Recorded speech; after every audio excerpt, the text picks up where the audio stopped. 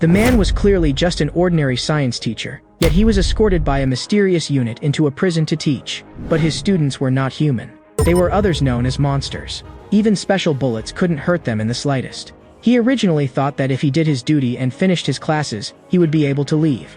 He never imagined he would become the target all the inmates were fighting over. Time goes back to 3 days earlier. In a boundless desert, several armored vehicles moved forward slowly. The ones given top protection by these vehicles were 6 high school teachers. Their escorts warned them coldly, "During class, you are not allowed to leave the designated area. Avoid any behavior that could provoke the prisoners." Everyone froze for a moment. Prisoners were still people, no matter what. Why were they being described as so terrifying? Someone introduced herself. "My name is Lala. I'm a science teacher." Hearing this, the man found it a coincidence. He was also a science teacher, named Kong Dante. As they started talking, the atmosphere eased a bit. 2 more people introduced themselves as IT and music teachers. The last 2 were an art teacher and a math teacher. Even so, they were still nervous in the vehicle. They had no idea what fate awaited them, because they were heading to the largest prison in the world, Fogland. "Don't scare us like that. This is an international prison. What could possibly happen?" Lala's voice went out of pitch. A male teacher on the other side snorted. "It's because it's an international prison that I'm more suspicious. Do you know how Fogland came to be? 50 years ago, a meteorite suddenly fell into this desert. 5 years later, nations joined forces to build a gigantic prison on this desert." Hearing this, one male teacher shot to his feet. He had heard about this online. The chubby teacher spoke slowly. "A scholar once said, Fogland opened the gates of hell. So I'm guessing we're going to that prison to teach monsters." Kong Dante couldn't hold back a laugh. "We're highly educated people, and you believe that nonsense? No matter what crimes they've committed, they still have the right to education. Education for all, without discrimination." The chubby teacher asked, "Kong Dante, you're not scared at all? Even if the rumors are fake, it's still an international prison. The ones inside are world-class criminals." To Kong Dante, they were people who lacked education. The 2 male teachers looked at him like he was an idiot. "Just our luck, we've got a bookworm in this vehicle." Meanwhile, the driver in the lead vehicle contacted the base. 5 minutes until we enter Fogland." When Kong Dante saw the gate with his own eyes, he was stunned. The moment they stepped into the zone, dense fog like a wall blocked everything in front of them. Before entering, they were required to hand over all personal belongings. Kong Dante looked around. There was fog everywhere. No matter the direction, there was a surreal, unreal feeling. Only then did he realize the Fogland mentioned by the chubby teacher was not just a scary nickname. Someone warned them again. "Keep your distance from the prisoners. Someone will come shortly to take you to your classrooms." The teachers were quickly separated and sent to their assigned locations. With his footsteps echoing in the corridor, Kong Dante kept telling himself, "There's nothing to be afraid of. It's just teaching a class." He was led into a sealed safe room enclosed by tempered glass. On the table, there was only a microphone. Kong Dante felt uneasy. Wasn't this a little too exaggerated? He had never seen glass so thick, let alone taught in a sealed chamber. He knocked on the glass and realized it was far thicker than he had imagined. He even doubted whether the students outside could see the blackboard clearly. Someone reconfirmed his identity. "Are you Teacher Kong?" After confirming, the person solemnly reminded him, "The prisoners are about to enter. Keep your distance. Do not get into any conflict." From that tone, Kong Dante sensed something was off. The man added, "During class, do not leave your seat." The door slammed shut. Moments later, Kong Dante heard a commotion from outside. He didn't know if it was his imagination, but the heavy iron door seemed to tremble. The next second, the iron door was slowly opened. At that moment, Kong Dante came face to face with the true shape of fear. How could they look like this? Their faces and bodies did not resemble normal humans. Even bound in heavy chains, several fully armed guards stood behind them, guns raised. The prisoners were led one by one to their seats. Only then did Kong Dante notice each one had a number hanging on their chest. Among them, one figure was covered in hair with bright blue eyes. He looked like he had walked out of the primitive era. Facing this group of students, Kong Dante didn't know how to speak. The chubby teacher's words flashed through his mind. "We're going to teach monsters." It seemed that man had been right. He took a deep breath to calm himself. He had one thing to do, start the lesson. He walked to the microphone and introduced himself. "Hello, everyone. I'm very glad to meet you. My name is Kong Dante, and I'll be your science teacher." The room below remained dead silent. Not a single person responded. He forced himself to carry on and cracked a cold joke. "Lots of subjects are popular, but the most popular is science, because you can build a rocket to escape." At those words, a few lifted their heads to look at him.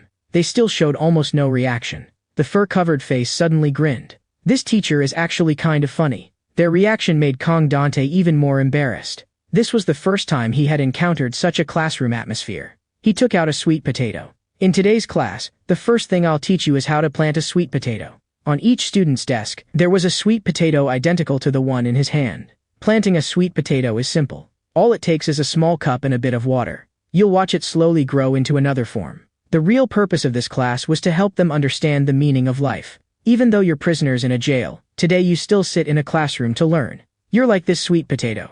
No matter how harsh the environment, you still have potential to grow. So from today on, I'll teach you how to plant sweet potatoes. A student suddenly slammed the desk and roared. You mean my head looks like a sweet potato? Kong Dante jumped. That is not what I meant. I'm saying you have infinite potential to grow. Before he could finish, someone else shoved the sweet potato straight into his mouth. Only then did Kong Dante realize something was wrong. Most likely, something was off in all their heads. Very soon, all the prisoners followed that man's lead and ate the sweet potatoes clean. Kong Dante panicked. Don't eat them.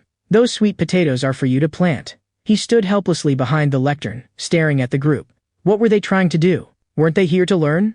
A low voice rang out. A man wearing a mask raised his head. Tell us directly how the fog is made. Kong Dante froze. Was he simply curious about fog formation? The man's expression turned dark. You call yourself a scientist and you don't even know what fog is? Kong Dante gave a little laugh. I'm just a teacher, not a scientist. Cracks suddenly appeared in the tempered glass in front of him. The masked man rammed his head into the glass, and it shattered on the spot. You joking with us? You think we're idiots? Terrified, Kong Dante contacted the control room to report that a prisoner had smashed the glass. A large group of armed personnel rushed into the classroom, rifles at the ready. Immediately after, Kong Dante witnessed the most shocking scene of his life. The prisoner students were gunned down one by one, leaving not a single survivor. The classroom turned into hell in an instant. Kong Dante pounded on the door like a madman, begging them to let him out. The only reply was, stay in the room and wait until the execution is over. Very quickly, the floor was covered in blood. Even if those prisoners had problems, should it have come to killing every last one? Before he could think, he saw a gun pressed to the eye of a blind man. He was about to shout when he realized something was wrong. That blind man grabbed the soldier's head with one hand and lifted it high. The next second, with a single crack, the skull was crushed. Kong Dante was dumbfounded. He had thought the armed personnel were slaughtering the prisoners. He never expected the real hunters would be the prisoners. Before he fainted from terror, a hooded man in the crowd stared fixedly at him. The number on that man's chest was 182. The possessive look in 182's eyes was as if he had claimed Kong Dante as his property. When Kong Dante woke up, he was locked in a place that looked like a cell. Locked up with him was 182. Staring at the corridor outside the bar door, his heart was full of panic. He asked where this was. 182 said it was his room. He asked, "Who are you? Why did I end up in your room?" This time, 182 did not answer. A look of shock flashed across Kong Dante's face. He remembered this guy seemed to be a prisoner. He recalled that a riot had broken out during class. His mind had been on the verge of collapse, and he had passed out on the spot. Kong Dante asked, "Is this a prison?" 182 nodded. "It wasn't you who brought me here, was it?" 182 nodded again. Then he handed him a sweet potato. He had kidnapped Kong Dante because he wanted to learn how to plant sweet potatoes. Kong Dante almost broke down. So this person really wasn't right in the head. Burning with rage, he cursed, "You idiot. You brought me here just for a sweet potato?" Judging from the riot earlier, almost everyone here was a monster. They treated human life like grass and ignored the law. At this rate, he would die here sooner or later. Kong Dante walked to the door, trying to find a way to escape. Maybe security outside was looking for him. He peered through the gaps to look outside and froze. His room was high up, with an extremely wide view. Everywhere he looked, there were cells surrounded by dense fog. Kong Dante shook the iron door desperately, trying to make noise. The door was pushed open by him. Could it be the door was never locked? He stepped outside, and the surroundings were shrouded in thick fog. Looking down, he saw layer upon layer of cells stretching endlessly. Rather than a prison, it was a fog land pieced together from countless cell blocks. Almost pleading, Kong Dante turned back. "I'm begging you, take me out of here. I don't want to stay." 182 abruptly covered his mouth. "Shut up. You can't shout in here. And don't think about leaving. I want you to teach me to plant sweet potatoes. Besides, no one has ever escaped from this prison." Kong Dante flung his hand away and gritted his teeth. "I'm not a prisoner. I'm a law-abiding citizen. I'm not like scum like you.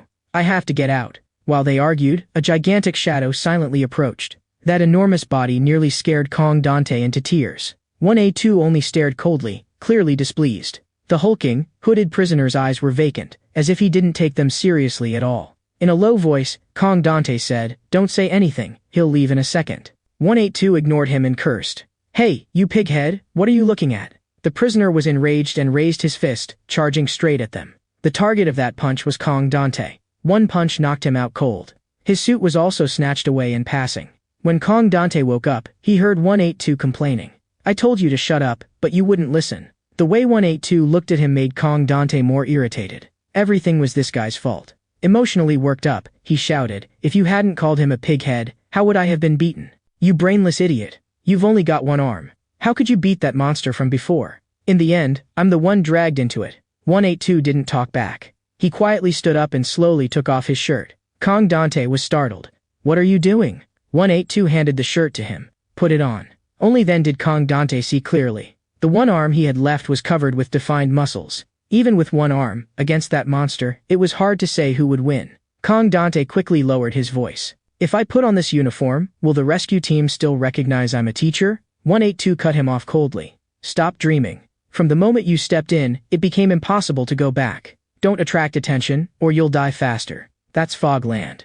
Then 182 pulled another piece of clothing from a box and put it on. "Come on, let's go to the cafeteria. It's mealtime." At the word cafeteria, hope flashed in Kong Dante's eyes. If they went to the cafeteria, they might see guards. If he explained, he might leave this prison. Meanwhile, the fat pig who had stolen his clothes slipped into an alley, jumping in excitement. "This suit is really nice." He was thinking about the tie and glasses, but he'd been beaten badly by 182 and gave up. A thin figure appeared and asked where he'd gotten the clothes. The fat pig dropped to his knees at once. "Lord Shoulder, I stole it off a teacher." He embellished the story. "That teacher from the sweet potato lesson is in Tofu Village right now. I think 182 took him there." Upon hearing this, Lord Shoulder smiled. "Is that so? Go on." Then his blade flashed. Before the fat pig could finish, Shoulder cut him down with a single stroke. After twitching twice, he went completely still. With a twisted smile, Shoulder said, "I've finally found you, teacher." On the other side, Kong Dante followed 182 toward the cafeteria.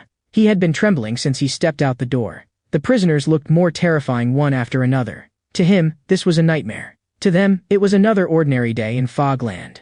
182 glared. "Don't stare everywhere. Stick close to me and eat." Kong Dante lowered his head and followed behind, pretending he hadn't seen anything.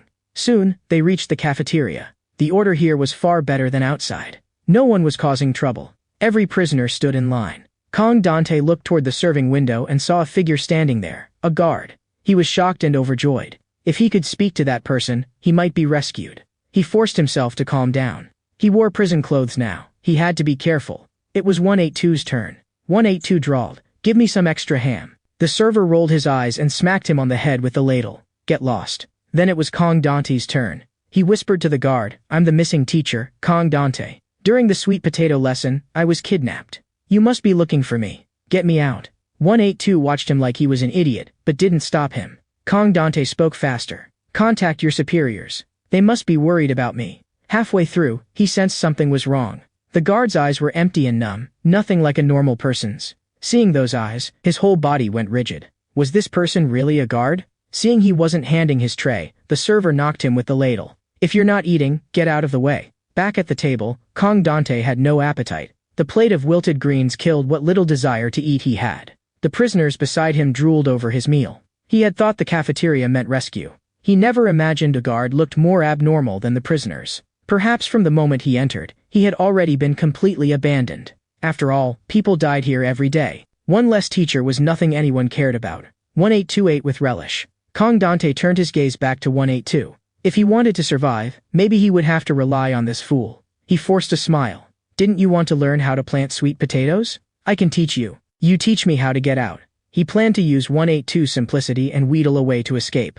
182 paused, then lifted his head. "Do you really think I'm stupid? You think you can trade a way out with one sweet potato?" Kong Dante hurriedly explained. "How could I think you're stupid? Didn't you bring me here because you wanted to plant sweet potatoes? Once you've learned, you won't need me." After a moment of silence, 182 spoke slowly. "There's no escaping this place. Give up that idea. Unless you can become the supreme leader here." "Supreme leader?" Kong Dante was stunned. "You mean, the boss of this place? One like you?" "Impossible," 182 said. "Only people like Shoulder are qualified to be leaders." Kong Dante pressed him about who Shoulder was. No matter how he asked, 182 refused to answer again. Seeing his attitude turn cold, Kong Dante dropped his smile.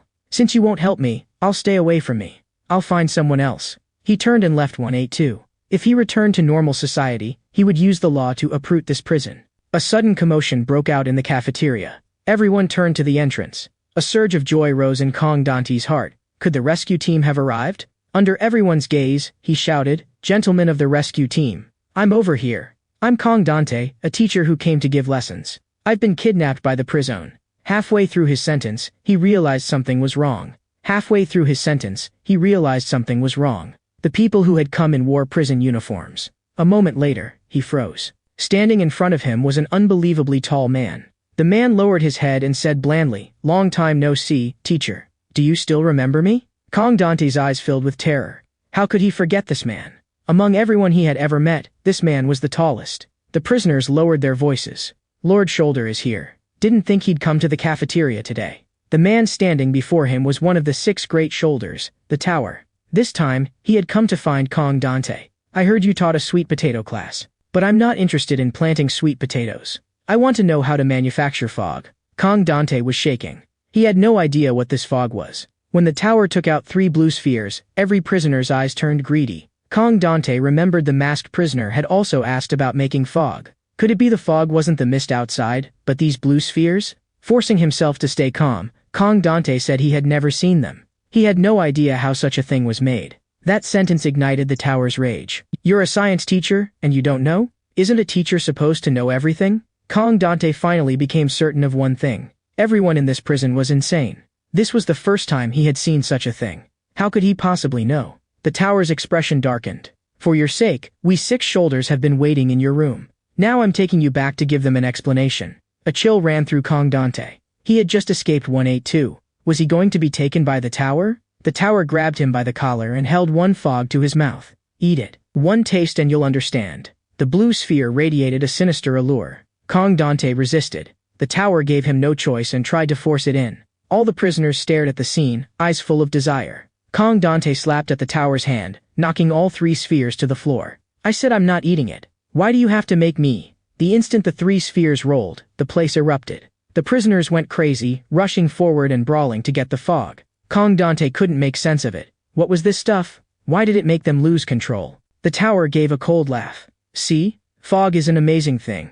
And you rejected it. In this prison, fog is more precious than gold. Those who take fog feel unbelievably good." Some prisoners who failed to grab any got down and gnawed at the floor like wild dogs, licking residue.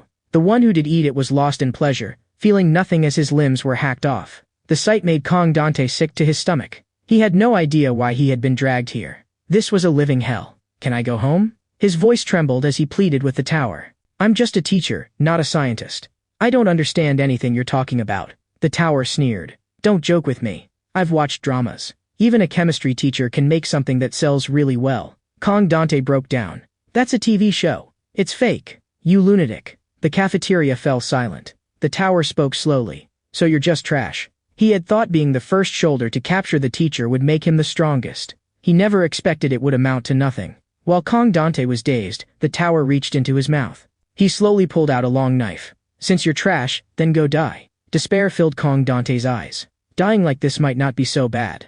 With one stroke, it probably won't hurt much. As he closed his eyes, the sound of metal clashing rang out from afar. A dining fork flew over, slicing past the tower's arm, then slamming into the distant wall. Kong Dante's life was spared. Looking at the tower's arm, nearly half of it had been sliced off. He whipped his head around to see who dared to strike at him. He hadn't seen clearly when a big hand grabbed his head. That hand clamped down hard on his skull. Looking closely, the owner of that hand had only one arm. "You." The tower was surprised. "Didn't think you'd make a move." Kong Dante's eyes were wide. 182 had stepped in.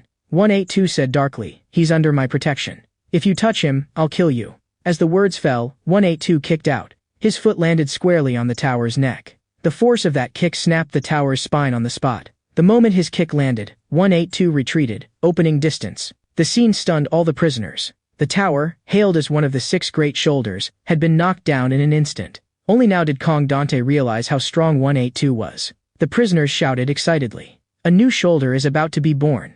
New shoulder. Tell us your name." 182 couldn't have cared less. He turned to Kong Dante. "Teacher, let's go back." He slung Kong Dante over his shoulder and walked off. The prisoners behind them thought 182's name was Teacher. Once they had left the cafeteria, Kong Dante was relieved to be alive. He stared at 182 in disbelief. This man was nothing like scrawny. He finally asked, "Why did you sign up for the sweet potato class? Was it also for the fog?" 182 shot back, "Can you make fog?" Kong Dante's scalp tingled.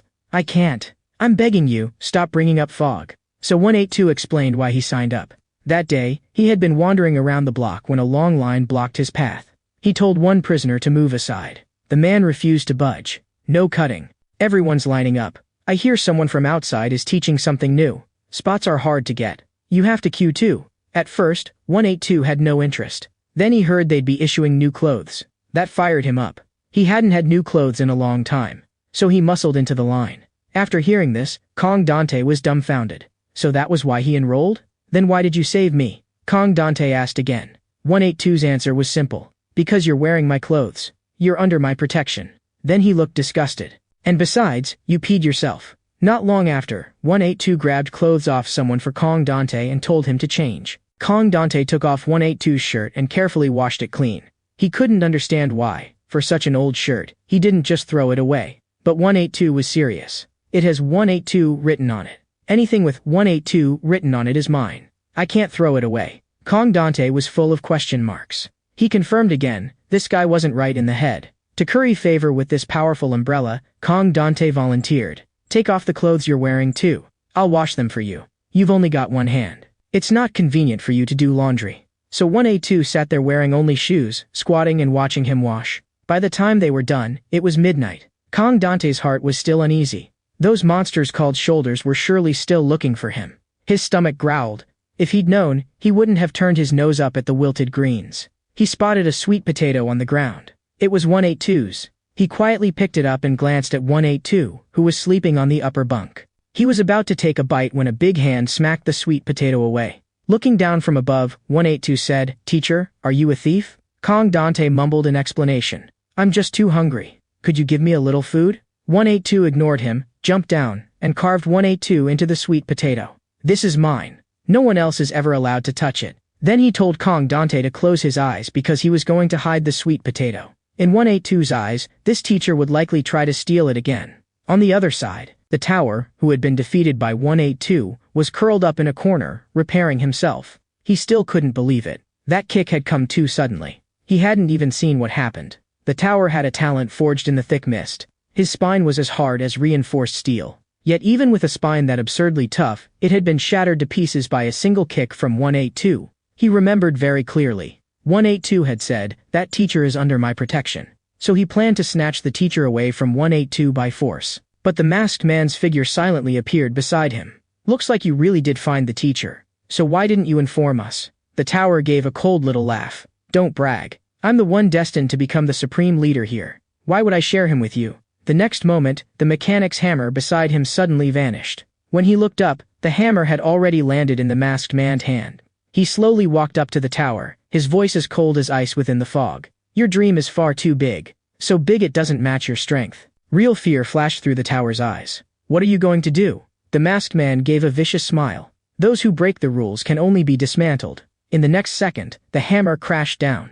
The body that had just been repaired was instantly smashed to pieces again. This masked man was one of the 6 great shoulders, Hound. 10 minutes later, Hound had already slaughtered all of the tower's underlings. He gathered his own troops, mounted his motorcycle, and roared off toward Tofu Village. Meanwhile, Kong Dante was following 182, heading for the place with the best sunlight. Earlier, he had taken advantage of 182's habit of carving on sweet potatoes and tricked him. Once you carve on a sweet potato, its life force gets weaker, and it's easy for it to die. He actually felt very guilty inside. But to escape this prison, he had no choice. Completely in the dark, 182 led him around, looking for sunlight. After 2 hours of walking, they still hadn't found any direction that led closer to the entrance. 182 scratched his head. "I don't know the way either. We just keep heading toward the brightest spot, that's all." That line broke Kong Dante's last bit of composure. "Why are you only saying that now? We just wasted 2 hours for nothing?" He simply flopped to the ground. "Then you carry me. If you want me to save your sweet potato, you'll carry me and keep walking." To his surprise, 182 suddenly collapsed with a thud. He fell face down on the ground, motionless. Kong Dante sensed something was wrong. With 182's physical ability, there was no way he would be this exhausted. His hands shaking, he lifted 182's hood.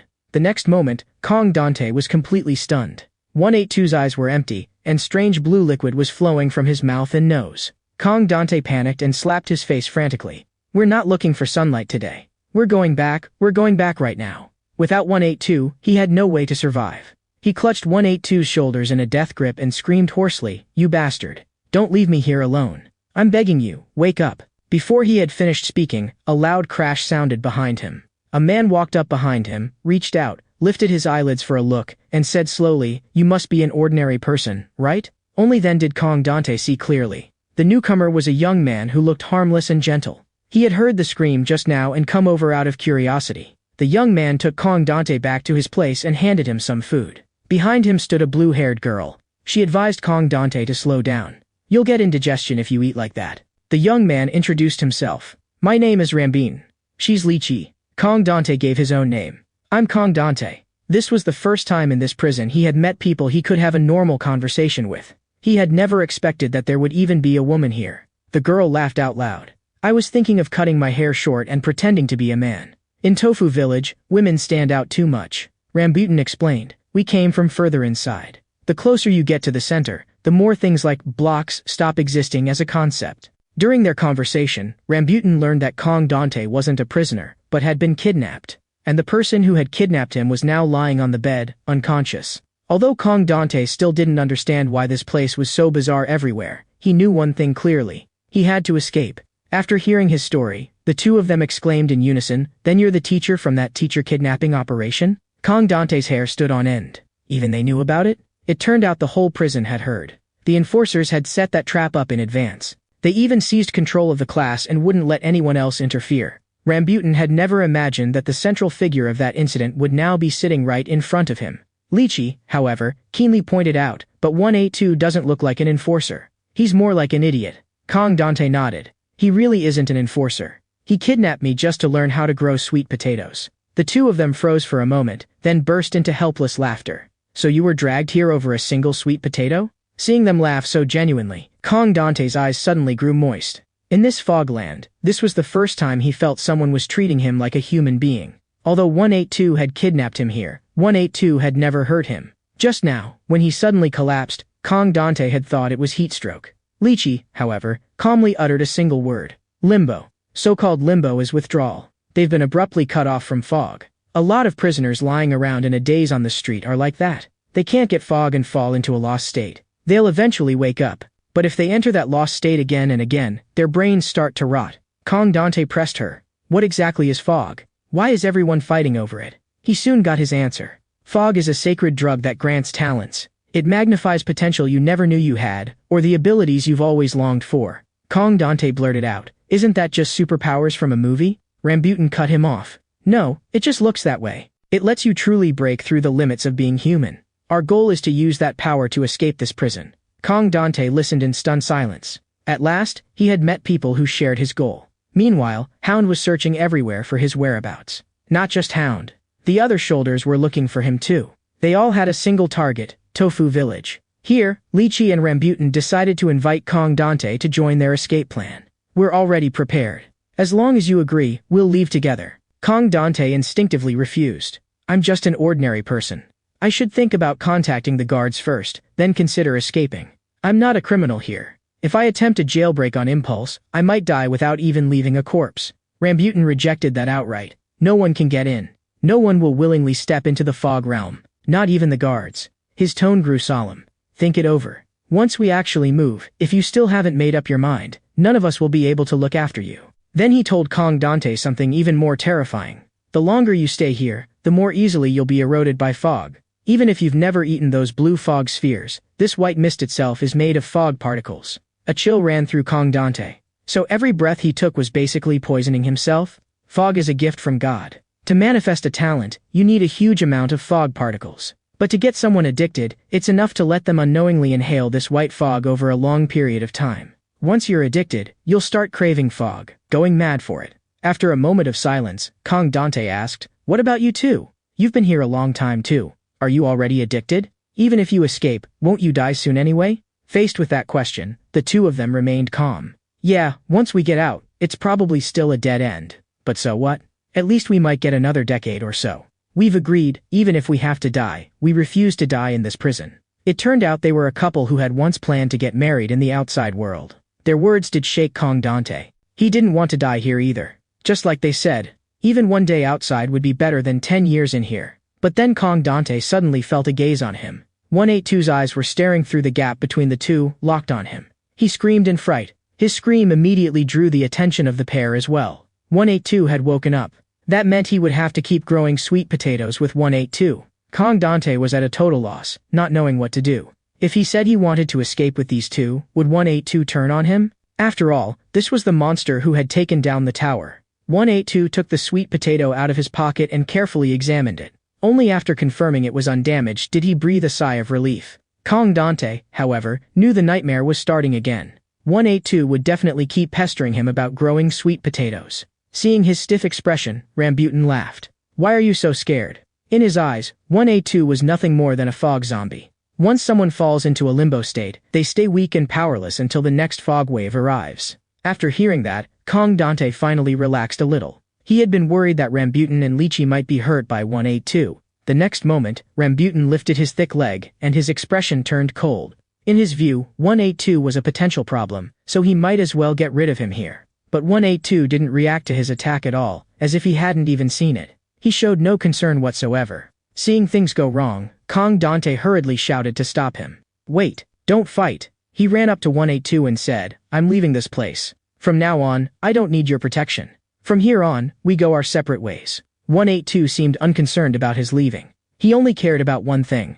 How do you grow a sweet potato? Dante sighed, snatched the sweet potato from his hand, and went to the side to pour a cup of water. "Watch closely. Sweet potatoes are very hardy. Put it in the cup, add a bit of water, and give it enough sunlight, and it'll grow on its own." When he finished, he deliberately urged, "Hurry and go look for sunlight. Otherwise the sun will be setting soon." 182 said he didn't know the way and wanted Dante to go with him. Dante was driven to the brink of madness. "Rambutan, please, just drive him out. I'm willing to escape with you.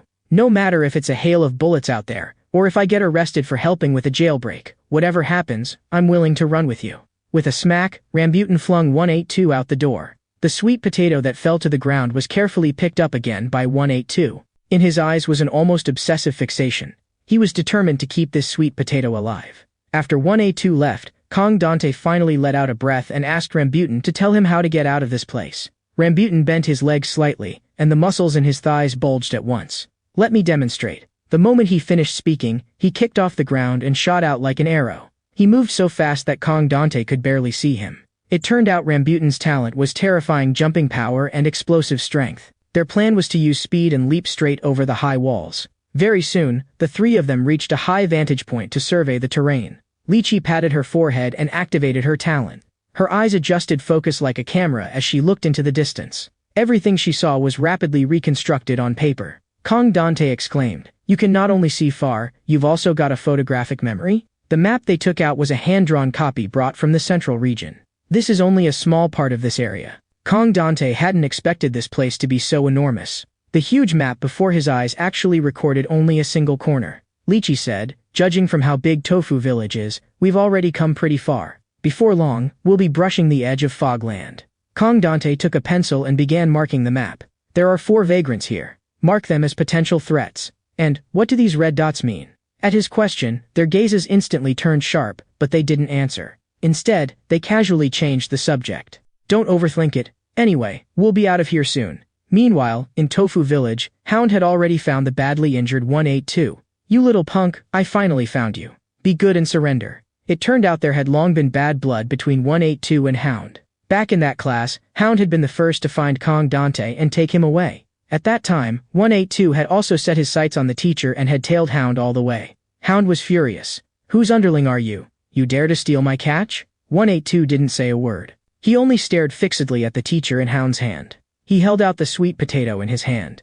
"You kidnapped the teacher because you want to learn to grow sweet potatoes too? If you don't know how, I'll go ask the teacher." Those words made Hound see red with rage. He flung Dante into the air. He planned to get rid of this troublesome lunatic first, then take the teacher away. After all, other shoulders had their eyes on the teacher too. He needed to finish this quickly. What he hadn't expected was that 182 easily slipped past his attack. That seemingly skinny guy actually had such reaction speed. 182 slowly raised 2 fingers. In the next instant, those 2 fingers drove hard into Hound's waist. With that single strike, Hound lost consciousness. While he was out cold, 182 snatched the teacher away. This was the real truth. The one who had actually kidnapped the teacher was Hound, and 182 had only stolen the teacher back. Now, Hound tore off 182's hood. This time, I'm settling our old score. While 182 was being hunted by Hound, Rambutan and the others were also drawn into a fight. A burly man shaped like a sweet potato suddenly lunged at Kong Dante, trying to grab him in one move. He was sent flying by a single kick from Rambutan. The sight shocked Lychee so much she couldn't help crying out. That's one of the 6 shoulders, Drill Head. His ability is tunneling through the ground. That scream exposed the fact that she was a woman. Because of that split second of distraction, Rambutan got hit by Drill Head. Drill Head was instantly excited. It had been a very long time since he had seen a real woman. His gaze turned greedy. That woman is really pretty. At that, Lychee grabbed Kong Dante and immediately tried to run. She didn't see that behind her, Rambutan's face had gone murderously dark. If you so much as touch a single strand of her hair, I'll kill you. The threat had no effect on Drill Head. In the next second, he dove into the ground, tunneling toward Kong Dante and Lychee's direction. At the same time, Rambutan also charged with everything he had. They made almost the same move. Rambutan was trying to protect his girlfriend, while Drill Head's target had always been Kong Dante. The instant Rambutan landed, Drill Head burst out of the ground from the other side, taking Kong Dante with him as he tunneled away. Kong Dante's been taken by Drill Head. Rambutan's face changed drastically. Drill Head tunneled at tremendous speed, rolling forward underground without stopping. Elsewhere, 182 had already been taken back to base by Hound. His body was covered in wounds and bruises.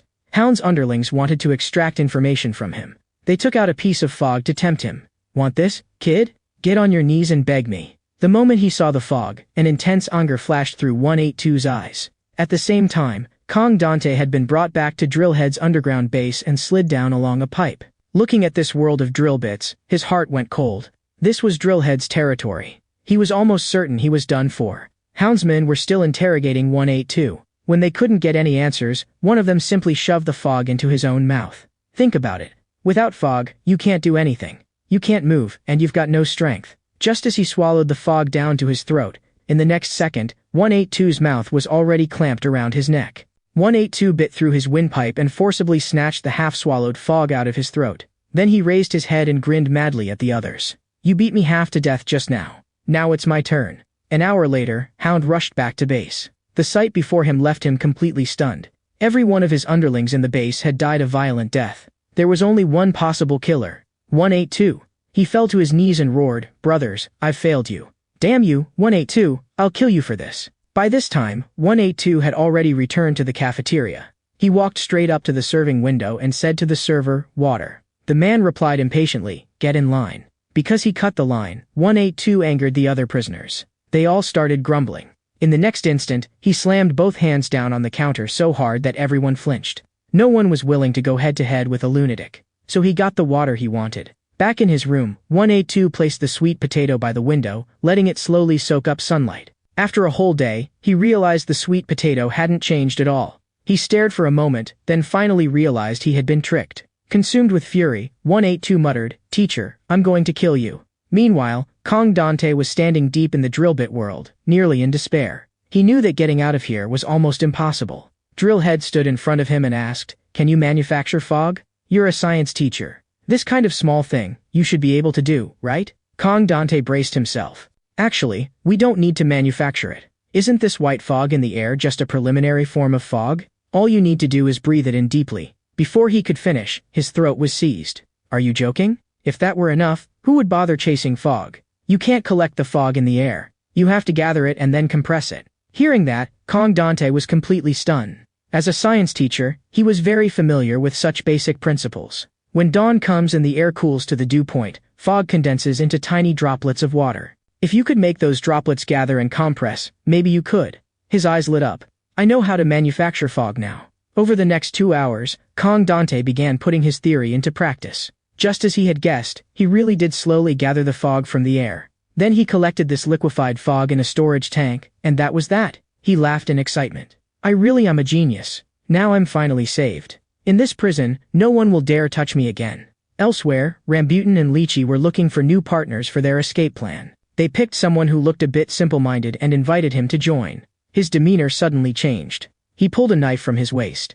"Stop talking nonsense. No one can get out of here. Get lost," Lychee said gloomily. "Looks like no matter how innocent or stupid someone seems, in this place, no one is unaware of that matter." Rambutan felt the only one who didn't know was that teacher. From the map, Lychee had already guessed he must have been hidden underground by Drillhead. In Drillhead's territory, Kong Dante used a fognet capture method to extract liquid moisture from the white fog. It was the kind of device used in arid regions to produce water from the air. The principle was simple. When the temperature drops to the dew point, water vapor condenses into droplets on a mesh structure. At dawn, when humidity is very high, he applied this principle to fogland. He replaced ordinary netting with breathable insect screen and shaped the bottom into an arc. This channeled the condensed droplets into a collection tank. This water was naturally saturated with fog. Because the humidity here was near saturation, the amount of water he collected far exceeded expectations. Drillhead stared at the tank of fog water, his face full of shock. "Teacher Kong, how did you do that? Can you teach us?" Kong Dante shook his head. "This is water made from the purest fog in Fogland. As for the method, I'm not an idiot. Why would I tell you?" Although he had successfully produced fog water, he had no idea what its concentration really was. Drillhead, however, couldn't hold back any longer. He stuck his hand into the water and took a small sip. In the next second, his pupils dilated sharply. "That taste, yes, this is fog." He and his men cheered wildly. They finally had an infinite supply of fog. All the credit went to Kong Dante. He became, in one leap, the producer of this underground world. Drillhead eagerly presented him with a modified prison uniform. "Teacher Kong, you were born to wear a suit. How do you like this customized prison uniform? From today on, no one will dare lay a finger on you. You're one of us now. Your safety is my responsibility." Kong Dante thought to himself. This Drillhead was probably the one closest to becoming the supreme leader. Maybe he could use this connection to reach the prison's real management. Rambutan turned to leave. "Get some rest first. Tonight, we're throwing a grand ball. Thanks to you, we don't have to ration fog anymore. Tonight, I'm going to ascend using all the fog." Kong Dante was completely baffled. Ascend?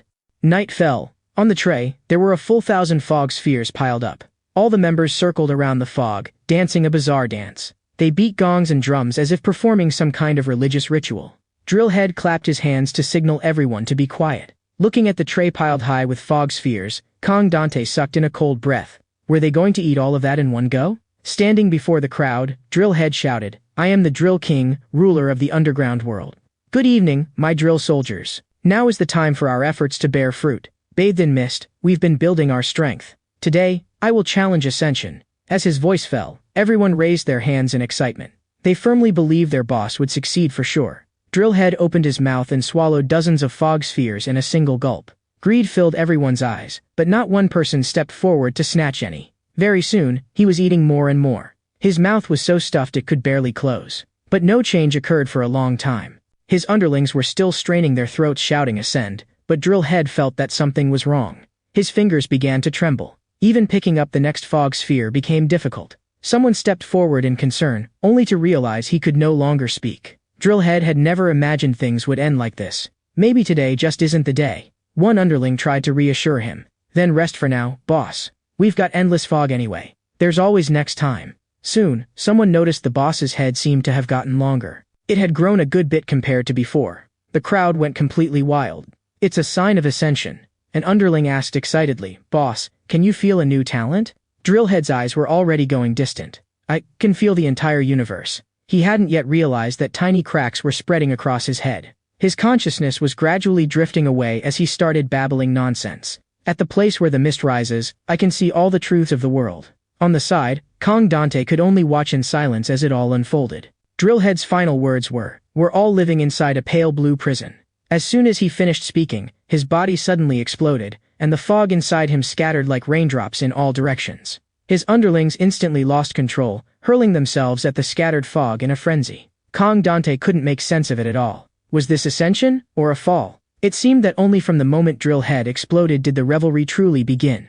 The ones who normally couldn't get any fog were now risking everything to gulp down the scattered fog. Very soon, Drillhead's remains were devoured until almost nothing was left. All Kong Dante felt was terror. He saw another prisoner whose body swelled and split open from consuming too much fog, finally bursting into a cloud of bloody mist. Someone still relatively lucid stepped forward and shouted, "Stop.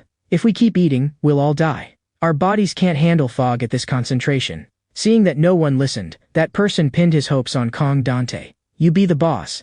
Think of a way to stop them. Without another word, Kong Dante turned and ran. Be the boss? Who wants that? I still don't even understand what's going on. There's no way this is the real world. This has to be a dream. He staggered as he ran, tripping over himself. Then he suddenly saw his older brother's figure up ahead. I told you long ago? His brother's voice echoed in the mist. Kong Dante didn't stop to think. Bro, take me away. Get me out of here. When he got close, he froze. The head was actually a perfectly round sphere. He finally broke down completely. Who on earth is going to save me? 1A2, can you save me? It turned out Kong Dante had suffered from selective prosopagnosia since childhood. He couldn't remember his brother's face. When he drew family portraits as a kid, he would casually draw his brother's head as a circle. His brother looked at the drawing and couldn't help laughing. If you draw me like that, you'll never be an artist. In his memory, his brother's face had always been blurry. Sometimes like a crying woman, sometimes like a demonic face. For him, thinking of Big Brother as a circle was easier. Without even realizing it, that circle image became associated with fog spheres in his mind. Kong Dante snapped his eyes open. That was terrifying? Just as he tried to catch his breath, he realized he was inside a strange tent. He heard Rambutan's voice by his ear, along with Lychee's worried questions. I just had a really horrible nightmare. But, why am I here? It turned out they had gone to Drillhead's underground base that day and followed the sewer all the way. They finally dragged him out from a pile of sludge. Lychee said with a smile, we came to save you. Didn't we agree to escape together? Warmth spread through Kong Dante's chest. He had never imagined he could still see such genuine kindness in a place like this. I'm sorry. Because of me, your plan got delayed. Let's leave right now. But Lychee shook her head. Rambutan still needs rest. And we've already come a long way. Right here is the wall we're going to climb over. We even chose a section with no guards on purpose. Kong Dante looked toward the high wall outside the tent, his chest tightening. He sat down and told them everything he had seen underground. Drillhead is dead. The fog I made blew him apart. Everyone went crazy at the time, it was total chaos. Rambutan explained, that's called a fall. Here, people who overdose on fog have their bodies burst open, spewing out all the mist inside them. Everyone else just waits for someone to fall, then goes to eat him. Kong Dante asked again, then what about sublimation? Is that breaking past your limits? They answered, sublimation is dual talents. When someone pushes their ability to the limit and then gains a second talent, that's sublimation. Once someone does that, others will follow and worship him. He'll become the supreme leader. But so far, no one's truly succeeded. Most people die from falling. Even so, Rambutan believed, one day, someone will appear. He'll have endless talents, break this world's rules, and free everyone.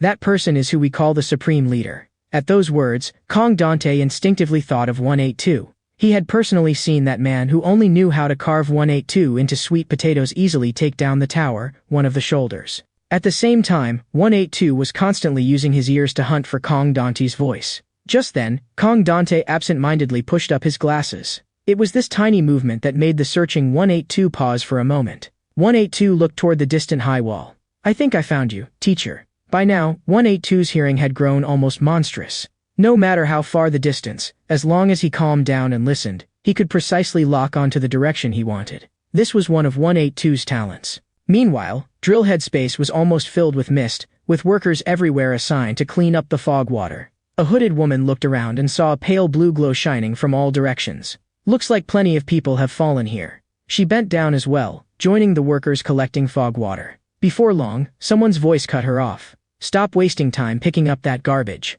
She looked up to see a red-haired man handing her a full packet of fog spheres. Then the red-haired man casually asked, that guy, have you found him? By that guy, the woman roughly knew who he meant. In all likelihood, the teacher under the one-armed man's protection. Maybe he's already been found, but I'm not too sure. At those words, the man's tone turned heavy. It's been a full year, and this is all you've got? That's really disappointing. That really annoyed the woman.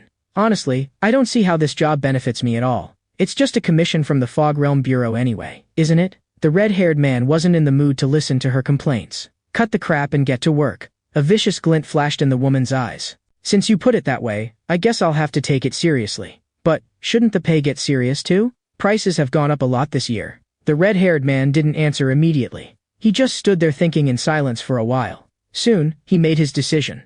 As long as you can bring him to me, I'll pay you whatever you want. Elsewhere, Kong Dante didn't sleep at all that night. First because it was too cold, and second because two people's sweet-nothing chatter was far too loud. Realizing his condition, the couple grew a bit embarrassed. Sorry about that. Kong Dante lifted a hand to show he didn't mind. It's fine. If you really want to make it up to me, just hurry up and get me out of here. That's the best thanks you can give me. Very soon, they arrived at the stone wall. The high wall was covered in dried bloodstains. Rambutan was warming up his legs. Looking up at the wall, Kong Dante felt a chill down his spine. Can we really clear it in one jump? When his gaze swept over the bloodstains on the wall, his unease far outweighed any excitement. Is there anything I can do to help? Kong Dante asked. Rambutan handed him a bundle. Just protect this. Then he looked at him again. One more thing. Can you say a prayer? Like the kind Catholics say. Kong Dante was puzzled. I don't believe in God. Why do you want me to pray? What does that have to do with us escaping?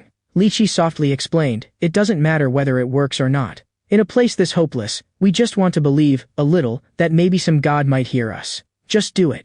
A moment later, Rambutan reached out his hands to them, signaling the two to hold on tight. Kong Dante's heart was pounding wildly. He was about to leave this place. In the next moment, Rambutan's talent erupted, and the muscles in his thighs bulged all at once. Kong Dante and Lychee clung to him with all their strength, mumbling prayers under their breath. Rambutan shouted, I'll count to 3. Then we'll be out of here. You two make sure you hold on. By the time he reached 2, the strength in his legs had built to its peak. With just a slight adjustment in posture, he could launch them over. At that critical moment, Kong Dante squeezed his eyes shut and continued praying in a voice only he could hear. He believed you had to close your eyes to be truly devout.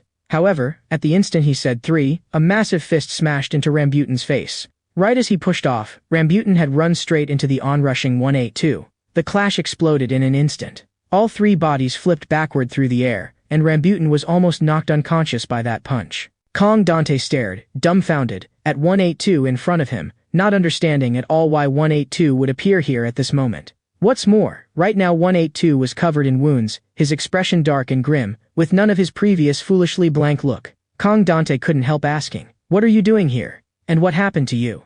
182's anger was almost overflowing. Why did you lie to me? Do you have any idea how much I suffered because you tricked me? As he spoke, 182 raised his huge fist and swung it at Kong Dante. Kong Dante was scared out of his wits. Just before the fist came down, Rambutan dashed forward and yanked Kong Dante out of the way. 182's face turned completely black. If it's a running contest you want, I can play that game too. The 3 of them sprinted madly, all with the same question in their heads. Why had 182 suddenly appeared here, and how had he gotten his strength back? Just then, Lychee suddenly saw something that made her eyes go wide. Following her line of sight, Rambutan froze as well. 182's speed was in no way inferior to his. 182 couldn't help asking, you've got a talent for running too? He had no interest in chatting further with Rambutan. He only spoke coldly to Kong Dante. Stop, or I'll break your legs. Kong Dante was utterly lost. Why are you always clinging to me like this? In the next instant, 182 lashed out with a kick that smashed into Rambutan's legs. The moment his support vanished, Rambutan lost his balance, and all 3 of them went tumbling. 182, however, took a few quick steps across the ground and landed steadily right in front of Kong Dante. I clearly saved your life. Why did you lie to me? His expression was stormy. The method you taught me doesn't make sweet potatoes sprout at all. Kong Dante looked blank. I didn't lie to you at all. Calm down. I did teach you how to grow sweet potatoes, didn't I? 182's expression was on the verge of tears. I watered it, and it got sunlight, but it didn't work. The sweet potato didn't change at all. Kong Dante froze. He checked his watch. Not even a single day had passed. It's only been a day. If it had sprouted already, that would be what's abnormal. 182 ground his teeth. So growing sweet potatoes is fake? All the work I did these days was for nothing? Kong Dante almost laughed in exasperation.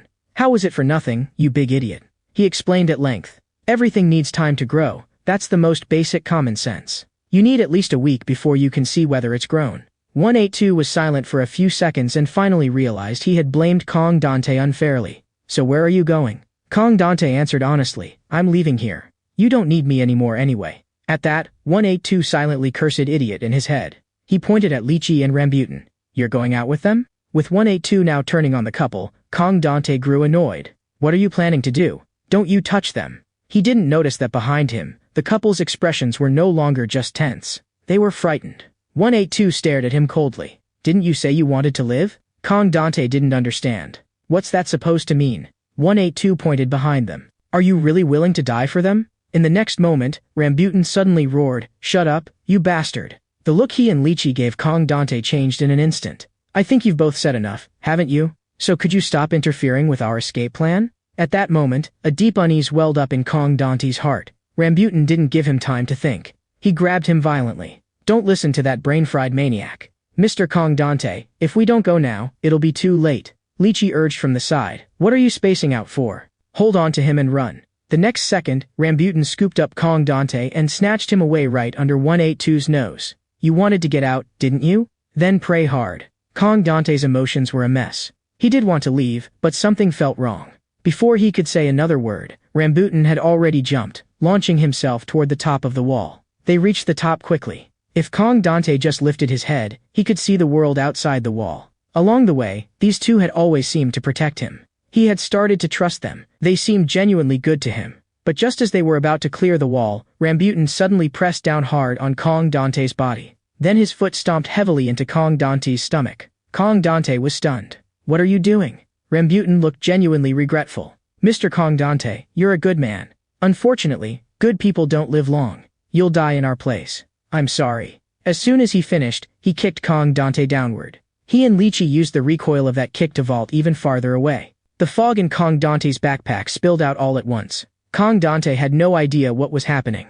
They clearly had a chance to escape together, so why boot him into hell? Just then, a giant blood-red maw yawned open in the shadows below him. Time rewound to a week earlier. At that time, Lychee had marked a red dot on the map. That marked spot was exactly where this gargoyle stood. This gargoyle was the prison's guardian, responsible for intercepting prisoners who tried to escape. Lychee had warned him solemnly, don't ever touch that thing.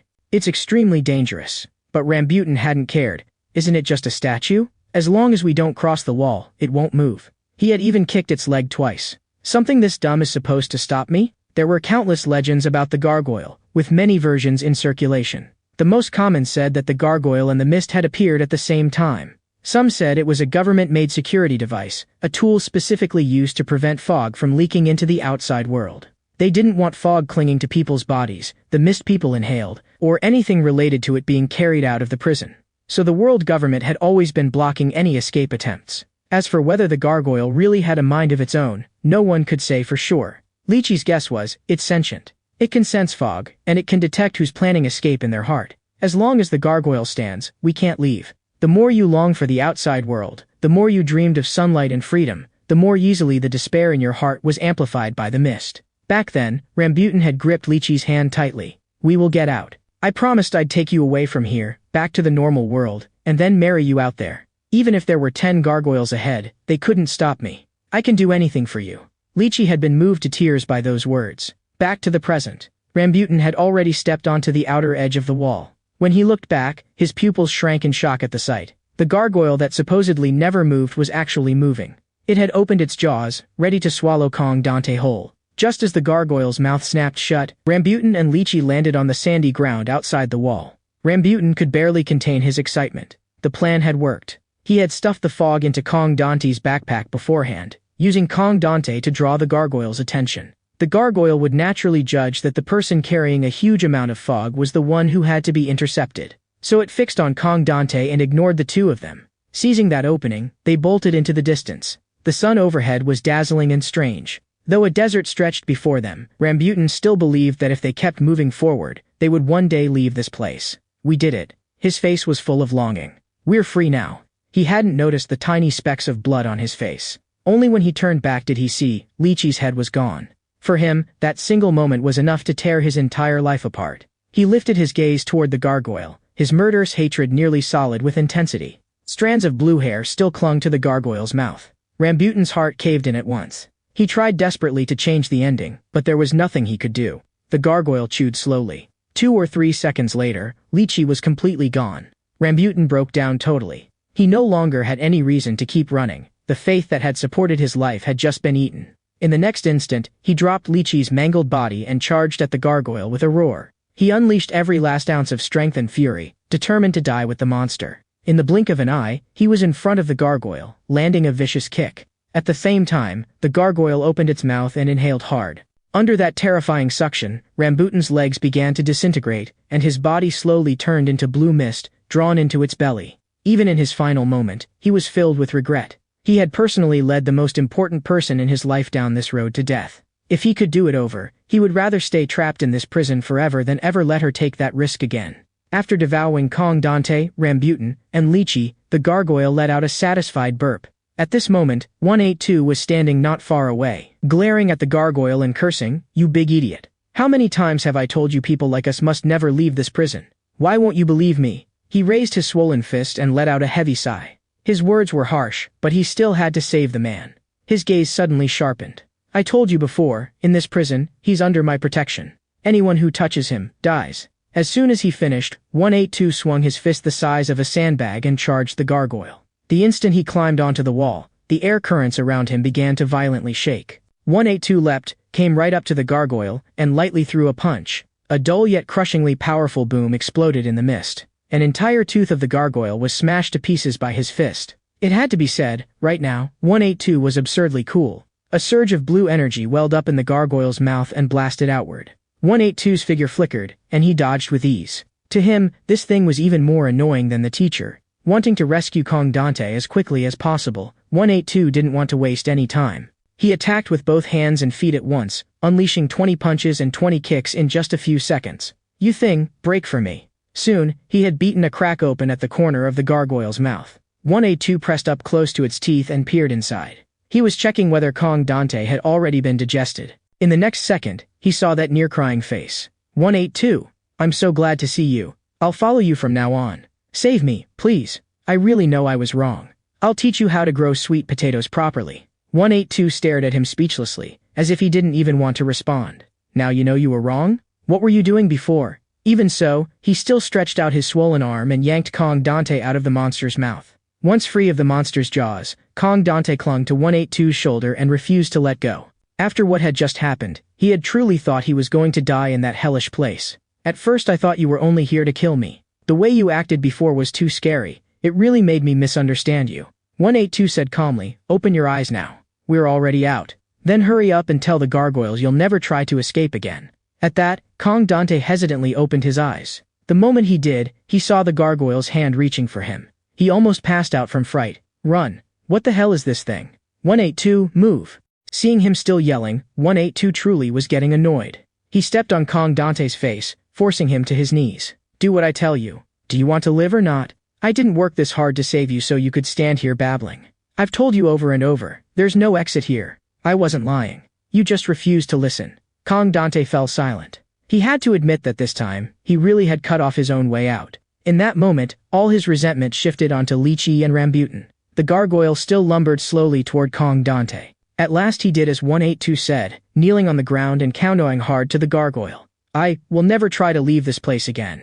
Once he'd said it, 182 stared hard at the gargoyle. "You heard him. He's not going. Now, get lost." The gargoyle's eyes trembled slightly. It did possess a kind of consciousness, and it could judge very clearly that this one-armed man in front of it was not to be provoked. When Kong Dante raised his head again, that massive figure had already crumbled into sand and slowly faded into the air. Kong Dante fell back to the ground. What was that thing just now? Was I hallucinating? Why did it suddenly vanish? He turned to 182. "That couple, did they get out?" 182 replied coldly, "They're dead. The gargoyle ate them." Kong Dante couldn't believe it. "But they stepped on me and jumped out, didn't they? How could they still get eaten?"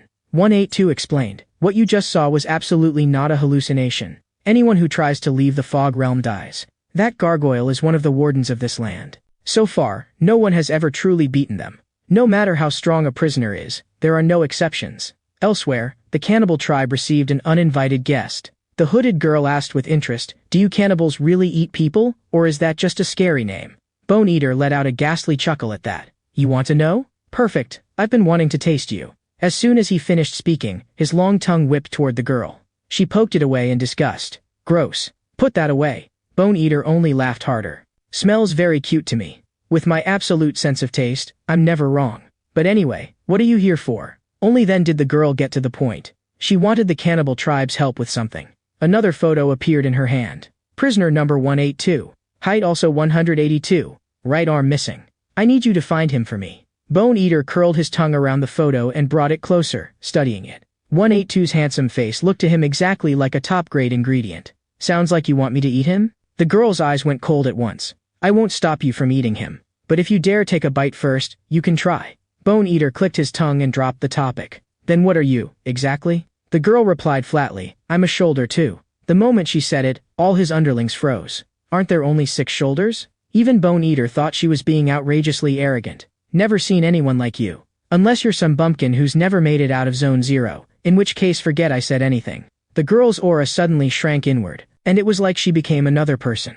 I survived in a place where only the strong live. I'm a fallen shoulder. Talking to me like that, you're not afraid of dying? Elsewhere, a cleaning worker suddenly noticed the gargoyle had returned. But this time, instead of their usual indifference, they were completely shocked. One of the gargoyle's teeth was missing. In theory, such a thing was impossible. They knew all too well how strong the gargoyle was. As far as they knew, no one could injure it in a frontal fight. While everyone was muttering about it, a figure in a black cloak silently appeared behind them. His name was Baba Yaga. His low voice rumbled out, "This is an omen." Everyone jumped in fright. Baba Yaga hadn't spoken a single word for 5 whole years. For him to speak again now meant something big was coming. Baba Yaga was a sorcerer with the talent of prophecy. A crack has appeared in that chain. Every word he spoke was a prophecy. The people present exploded into a frenzy, all whipping out notebooks to record his every word. The bird has spread its wings, and the eagle's claws are about to fall. The day Baba Yaga has awaited is not far off. Soon, a god will be born in this prison.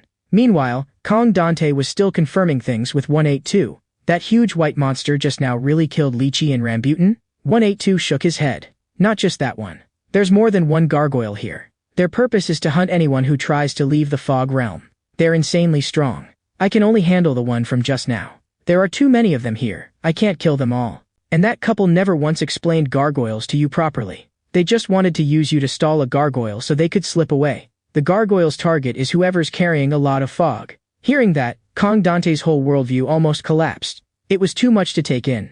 So, the moment we step past the wall, we're walking to our deaths? Even if we escape one monster, the next one will come? And things like that exist, yet the outside world knows nothing? 182 cut him off impatiently. Shut up. You saw it yourself. If you ever try to cross that wall again, you'll die for sure. And then even I won't be able to save you. Despair flooded Kong Dante's heart completely. So, I really have no way out at all? His knees gave out, and he crashed to the floor. His emotions were almost breaking. You must be lying. Am I really going to be stuck in this prison for life? 182's fist slammed into his face. When I tell you to shut up, can't you just shut up? An hour later, they were back in the room. 182's sweet potatoes still sat on the table. Kong Dante had lost all his former fussiness. Even wilted greens and watery soup he now swallowed quietly. His mind was racing, frantically analyzing the monsters that blocked escape. By his logic, they had to be part of some prison security system, a hallucination-inducing device, or some kind of machine. After all, by any normal standard, creatures that ridiculous shouldn't exist. Compared to him, 182 could barely eat at all with his swollen hand. Whatever that system was, one thing was clear. It was strong enough to keep this whole crowd of abnormal prisoners locked in. And that couple had only given him all that fog to use him as bait. He cursed them silently. They'd gone way too far. In their eyes, was I just some easy-to-trick fool? Thinking that, he couldn't help muttering under his breath, good thing 182 saved me in the end. Rambutan and Lychee had always been living on the edge of life and death. They had no time to spend their feelings on a stranger. From the start, he'd simply been too naive and chosen to trust them. This also reminded him, from now on, he had to be more guarded with anyone who got close, or he could get tricked again at any time. Kong Dante wiped his tears away. When I got eaten, I really thought I was dead. He turned to look at 182. He truly didn't understand. Why had 182 saved him? This time it wasn't for sweet potatoes, or for that shirt, or even because he was a teacher. So what reason had 182 had to come after him? And 182 had repeatedly warned him not to try escaping. All these questions piled up in his mind, making him ever more curious. Could it be that 182 was actually a good person? He thought of all the harsh things he'd said, and 182 had never really held them against him. At that thought, his tears slipped out again. From now on, I have to treat 182 properly. I can't keep yelling at him like before. Just then, he noticed 182's hand was so swollen it looked like stone. He couldn't even hold a fork. How did your hand end up like this? It's even more swollen than before. We need to get you to a hospital fast. 182 instinctively hid his hand behind his back, but even his broad back couldn't conceal that puffed-up arm. Just a small injury. Probably just a fracture, 182 said coolly. Kong Dante was exasperated. That's a small injury? With swelling like this, you're not in pain? 182 insisted, it doesn't hurt. Kong Dante reached out and pinched lightly, and 182 sucked in a sharp breath. He wasn't fine, he'd just been gritting his teeth. 10 minutes later, Kong Dante had roughly splinted the arm with cloth strips. 1A2 looked thoroughly displeased. "Take this off." Kong Dante refused. "It's a temporary fix. Move it around and it'll hurt even more. Don't take it off." No matter how Kong Dante explained, 182 refused to be bound. "I need my hand to eat and to use the toilet. How am I supposed to live all tied up?" Kong Dante let out a long sigh. "Are you really that clueless, or are you pretending? If a fracture isn't set, it might be useless for life. You think you can get by in this place on just your legs?" 182 went quiet. Even he couldn't miss the weight behind those words. Right now, they were both weaklings. Neither had any ability to really protect anyone. Out there, if they ran into any random thug, they might die in the brief moment they passed each other. After a pause, 182 finally spoke. "Then let's go to the hospital." At the word hospital, Kong Dante's eyes lit up. "This place actually has a hospital? It's not some butcher shop, is it?" The answer, though, was that it was a normal hospital. It was just that 182 didn't know exactly where it was. Kong Dante was speechless. "You're not lying to me, are you?" It turned out 182 had once gotten into a fight with a doctor and vaguely remembered that he was somewhere around Zone 0. At Zone 0, Kong Dante immediately thought of Lychee's hand-drawn map. That area was obviously much bigger than where they were now. Then it suddenly hit him. "Right. I have the map. I can just look it up." He immediately began rummaging through the room for his backpack. Soon he found it in the corner. If he remembered correctly, the map should be inside. Sure enough, not only was the map there, but there were also a dozen or so fog spheres that hadn't spilled out. Kong Dante nearly jumped for joy. "The map's here. We can go find the hospital." He didn't notice at all that 182's eyes were already fixed on the fog. "There's still this many, enough for a month." Kong Dante spread the map out and started carefully searching for any medical markings. The hospital icon was tiny. He didn't dare miss a single corner and checked every inch. 2 full hours later, he finally found the medical center mark in one corner. "Your hand can be saved." I found the medical center, and a bunch of info with it. But by then, 182 was already completely lost in the world of fog and couldn't take in a word. From the layout of the map, Kong Dante inferred that the whole fog land was structured like a sliced pizza. What they had drawn was only 4 of the sectors. After confirming the hospital's position, Kong Dante began searching for something else, something like a central control room. Very soon, he saw that the center of the map looked as if it had been slashed. On closer inspection, it didn't look torn, it looked folded. The small folded section underneath was even taped down. That made Kong Dante realize at once that something crucial had to be hidden there. He carefully lifted that folded piece. What appeared before his eyes was exactly what he'd been searching for: the command center, the headquarters of the fog. A light unlike anything before flashed in Kong Dante's eyes. At the very center of Fogland was a central command. His escape route might well be hidden there. Thinking that, Kong Dante turned immediately and called to 182 behind him. "182, get over here. I've got a plan. We're going to the center." But when he turned, all he saw was 182 leaning back slightly, wearing a blissful expression. No one knew how many fog spheres he had just eaten. Meanwhile, on the other side, at the entrance of an information shop, 2 burly men were about to open the door. Rough laughter drifted from inside, their boss's laughter. The tattoo-faced man was the well-known information broker of this area, Kasim. This month, he had made quite a lot of fog-selling information. If luck was on his side, he might soon track down that one-armed man. The noisy, chaotic atmosphere around him looked, in his eyes, like a pancake stall on fire, and he was obsessed with the smell of it. Just then, a lackey at the door came to report that a customer had arrived. Kasim carelessly told them to let the guest in. He soon realized something was off about the lackey's expression. The man who stepped through the door was extremely tall, with a heavy iron cage over his head. The killing intent coming off him made the air in the room grow heavy. Kasim froze as well. He had never seen anyone this tall. Standing in front of him, the man was like a small mountain, a literal man-eating monster. As an information dealer, he of course recognized that iron cage. It was the lock used to restrain Bone Eater's appetite. With a monster physique like his, Bone Eater was the most dangerous of all the thugs in the neighboring districts. Kasim forced himself to stay calm, politely asking what brought him here, even as his nerves were buzzing. Monsters of this level almost never showed themselves. Why would someone like that come to his tiny shop? Bone Eater handed over a photo. "This prisoner, number 182, height 182, missing one arm. Can you help me find him?" Kasim examined it carefully and recognized him almost at a glance. Wasn't this the very man Hound was scouring the world for? From the subtle change in his eyes, Bone Eater had already seen it. Kasim had definitely seen 182. Once he was sure the man was looking for 182, Kasim's mind started spinning.